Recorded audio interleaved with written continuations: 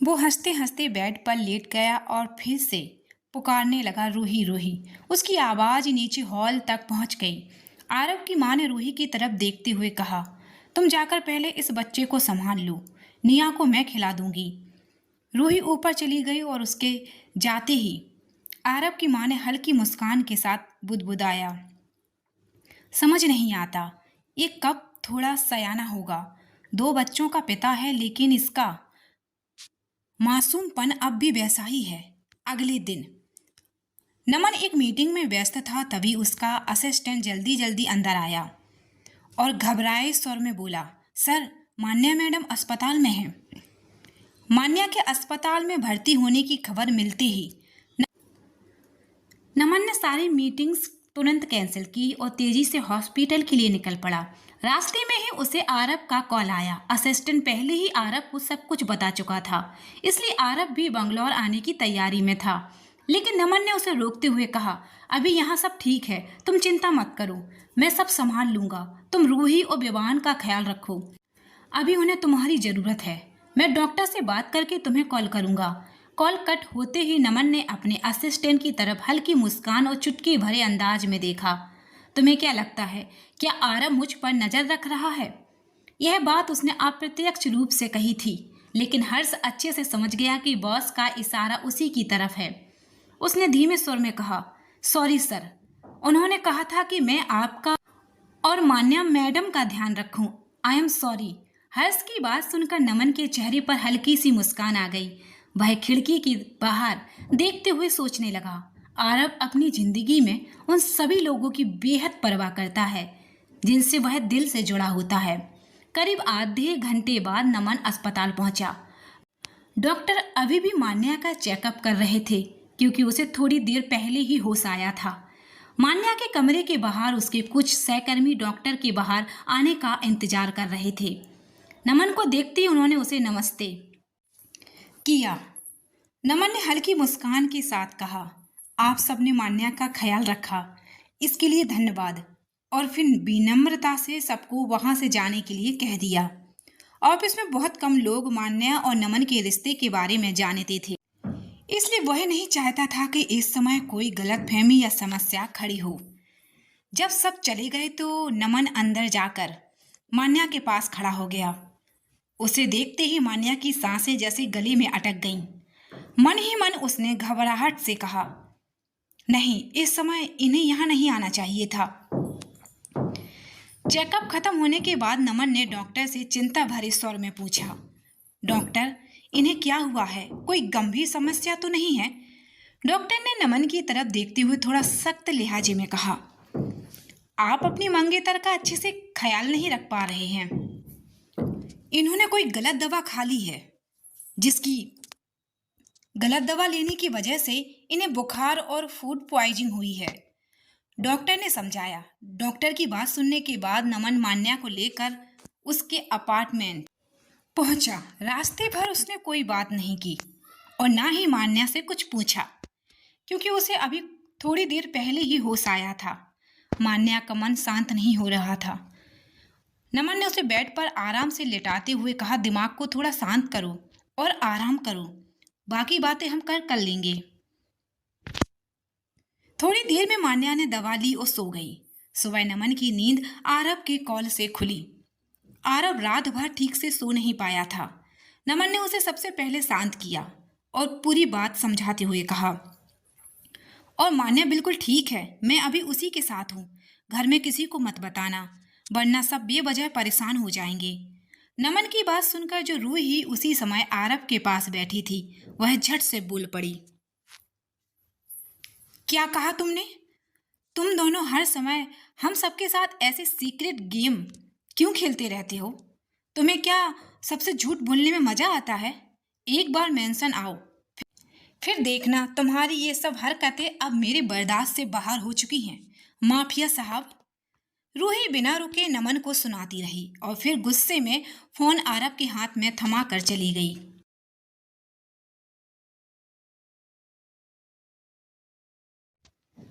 अब ठीक है? आरव ने पूछा। नमन ने झुंझला कर कहा, तुमसे बाद में बात करूंगा और फोन काट दिया। गहरी सांस लेते हुए उसने खुद से कहा, पता नहीं आज रूही को क्या हो गया है। इतना डर तो मुझे अंडरवर्ल्ड के लोगों से भी नहीं लगता। फोन की बैटरी लगभग खत्म होने वाली थी, इसलिए वह चार्जर ढूंढने लगा। तभी उसकी नज़र एक दवा के पत्ते पर पड़ी। नमन ने उसे उठाकर देखा तो उसकी आंखें हैरानी से फैल गईं। दवा अपनी जेब में रखकर वह मान्या के लिए कुछ बनाने लगा। करीब 10 मिनट बाद वह उसे जगाने आया। अच्छे से नाश्ता कराने और दवा खिलाने के बाद नमन ने अपनी जेब से वही दवा निकालकर मान्या के सामने रखते हुए कहा, क्या तुमने यही दवा ली थी? नमन के हाथ में दवा देखकर मान्या का चेहरा एकदम उतर गया। उसने घबराकर हल्के से सिर हिला दिया। तुम जानती हो ना ये दवा किस लिए होती है? क्या तुम बच्चा नहीं चाहती? नमन की आवाज में चिंता, हल्की बेचैनी थी। उसकी बात सुनकर मान्या को गहरा दुख हुआ। नजरें झुकाकर उसने धीरे से कहा, ऐसी बात नहीं है। मुझे लगा अभी बच्चा हमारे प्लान का हिस्सा नहीं है, इसलिए मैंने। मान्या की आंखों में आंसू आ चुके थे। उसे देख नमन ने तुरंत उसे अपनी बाहों में भर लिया और कोमल स्वर में कहा, तुम्हारी खुशी मेरी हर योजना का हिस्सा है। आगे से ऐसा मत करना। जो भी होगा उसकी पूरी जिम्मेदारी लूंगा। तुम्हारा भविष्य और हमारी जिंदगी सब मेरी जिम्मेदारी है। नमन कुछ शांत हुआ।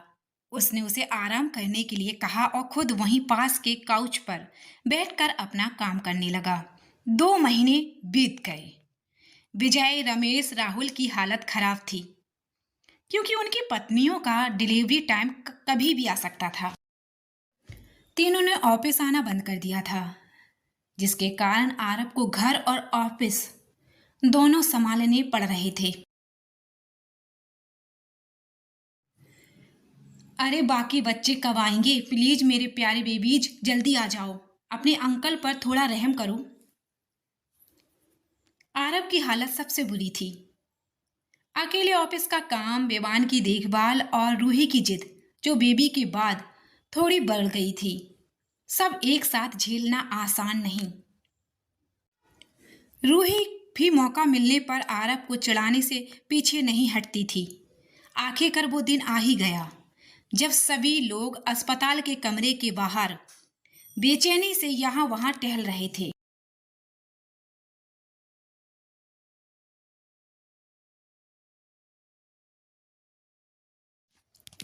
कुछ ही देर में उनके पास तीन नन्हे मेहमान आ चुके थे। विजय, रमेश और राहुल की हालत देख कोई भी समझ सकता था कि ये खुशी के साथ साथ घबराहट भी महसूस कर रहे हैं। एक कोने में बैठे रमेश के कांपते हाथ देख आरब ने उसका माथा छूकर पूछा, तुम्हें बुखार है क्या? ऐसे कांप क्यों रहे हो? रमेश ने घबराई हुई आवाज में कहा, नहीं, बस दिल तेज धड़क रहा है। ये मेरा पहला बच्चा है। उसकी बात सुनकर विजय और राहुल ने हल्के से चिढ़ते हुए कहा, और हमारा भी। तो जरा चुप बैठो। लंबे इंतजार के बाद आखिरकार नवजात के रोने की आवाज आई। खुशी से तीनों की आंखें भर आईं। जैसे ही नर्स ने विजय के बच्चे को बाहर लाकर दिया, आरब उत्साहित होकर उसे गोद में लेने दौड़ा, लेकिन विजय ने हाथ रोकते हुए कहा, सबसे पहले मैं अपने बच्चे को उठाऊंगा। अरे ये कौन सा नियम है? आरब ने जिद से कहा तो उसकी मां ने डांटते हुए रोका। थोड़ा बड़ा हो जाओ आरब, पहले विजय को उसके बच्चे से मिलने दो। वो उसका पिता है। इस पर आरब मुंह बनाते हुए बोला, हाँ, लेकिन मैं भी तो उसका अंकल हूं। दोनों के बीच खींचतान अभी चल ही रहा था कि नर्स राहुल और रमेश के नन्हे मेहमानों को लेकर बाहर आई।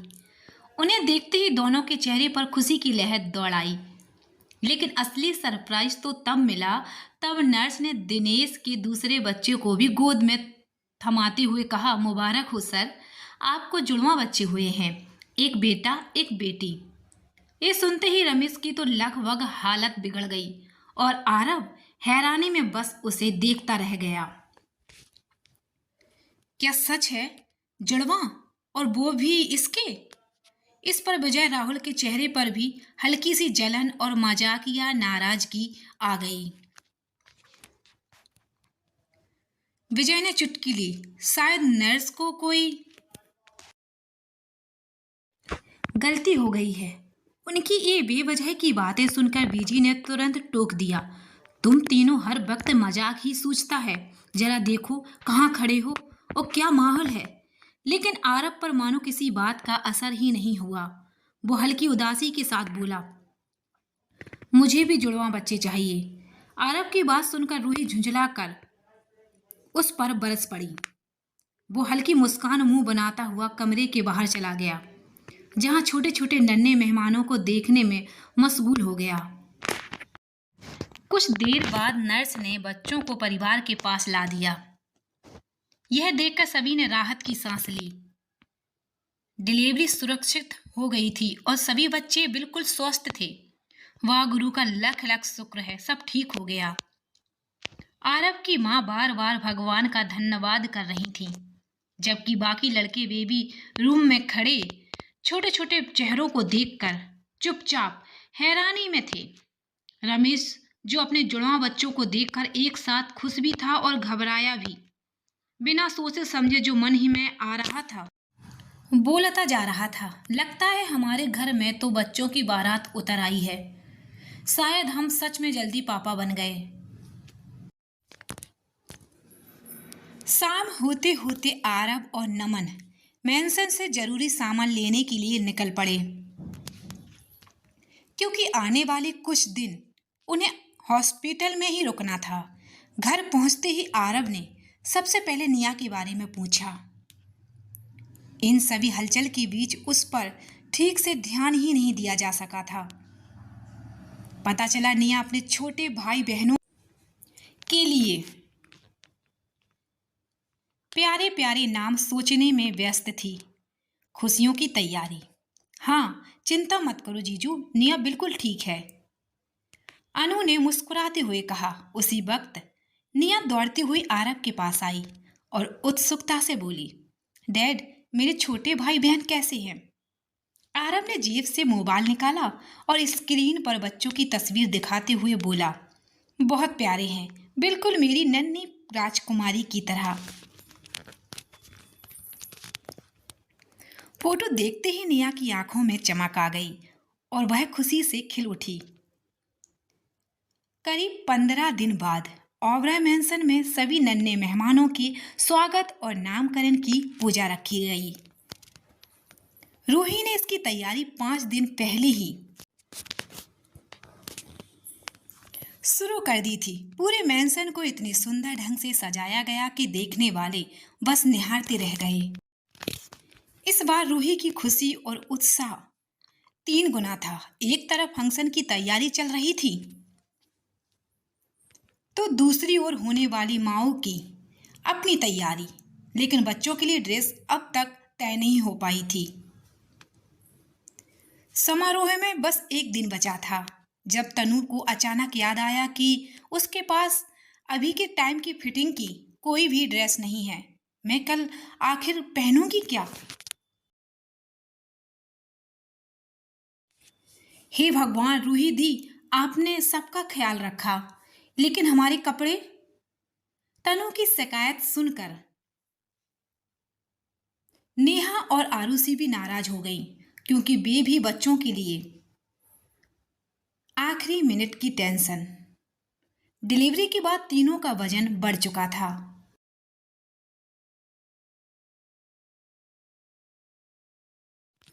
और अब उनके पास अपने साइज की एक भी ड्रेस नहीं थी। नेहा ने मजाकिया अंदाज में कहा, सच बताओ रूही, अगर फंक्शन में बच्चों की मान ही नजर नहीं आएगी तो कैसा लगेगा? कहीं तुम हमसे बदला तो नहीं ले रही हो? उसकी बात पर रूही ने हल्के से उसके सर पर चपत लगाई। ये बेकार की बातें बंद करो। मैं अभी मॉल जाकर तुम सबके लिए बढ़िया कपड़े चुन लाती हूँ, आरुषि ने संदेह से कहा। लेकिन एक ही दिन में हमारी पसंद की ड्रेस मिलना कैसे मुमकिन होगा? रूही थोड़ी सोच में पड़ी, लेकिन ठान लिया कि कोशिश तो करनी ही होगी। तो अनु और मान्या को साथ लेकर शॉपिंग के लिए निकल ही रही थी कि सामने से कार्तिक और मनीष आ गए। कार्तिक ने मुस्कुराते हुए कहा, कहीं जाने की जरूरत नहीं है, हम मॉल को यहीं ले आए। इतना कहते ही सामने कपड़ों की लंबी कतार सज गई। उन्हें देखकर अनु और मान्या की आंखें चमक उठी। वाह कार्तिक, तुम तो कमाल हो। अनु की तारीफ सुनकर मनीष ने हंसते हुए कहा, अगर तारीफ करनी है तो आरव सर की करो।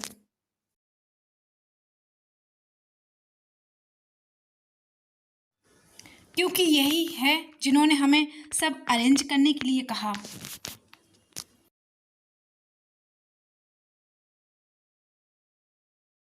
खास तैयारी।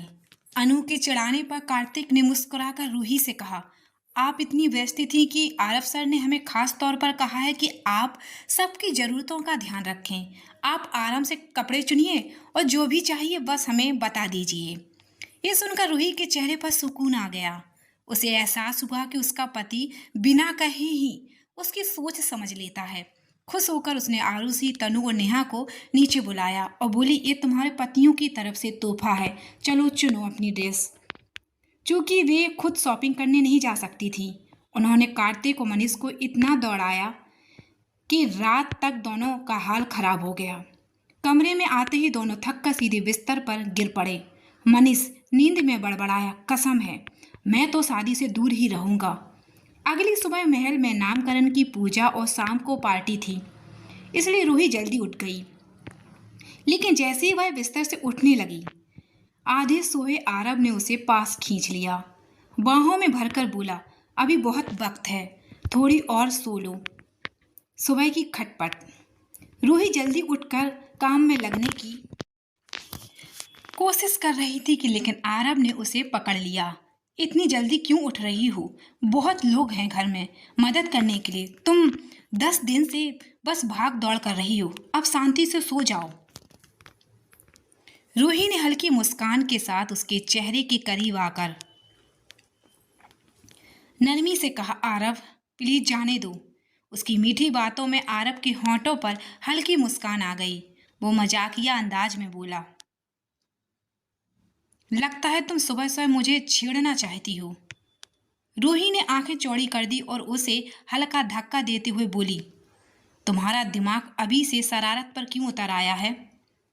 वो नहाने के बाद कमरे से निकल ही रही थी कि अचानक छोटे वेवान ने रोना शुरू कर दिया। आरव ने हैरानी से घड़ी की तरफ देखा। ये तो कभी इतनी जल्दी नहीं उठता, आज क्या हो गया है? रूही ने भौहें चढ़ाते हुए कहा, तुम्हारा बेटा है तो परेशान करना भी तुम्हारा ही स्वभाव हो लेगा। आरव ने होंठ सिकोड़े, अरे इसमें मेरा क्या कसूर? इतने में आरव की माँ आ गई और रूही को आवाज देकर बुलाया। नामकरण का दिन। रूही की सास ने वेवान को देखकर हैरानी से कहा, अरे ये इतना सुबह कैसे जाग गया? तुम दोनों ने कुछ किया तो नहीं? आरव ने तुरंत सफाई दी, मैंने तो कुछ भी नहीं किया, और झट से वॉशरूम में भाग गया। वेवान को दादी ने अपनी गोद में ले लिया। रूही मान्या के साथ रसोई का काम संभालने लगी, जबकि अनु बीजी के साथ पूजा की तैयारी में जुट गई। पूजा के बाद पंडित जी ने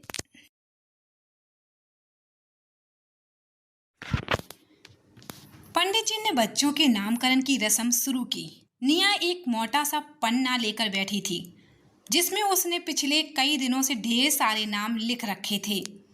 सबसे पहले विजय और आरुषि के बेटे का नाम रखा गया, आदित्य। इसके बाद राहुल और तनु के बेटे का नाम रखा गया, साहिल। अंत में रमेश और नेहा के जुड़वा बच्चों की बारी आई। निया ने इनके लिए सबसे लंबी लिस्ट बनाई थी, क्योंकि वह चाहती थी कि दोनों के नाम आपस में मेल खाते हों।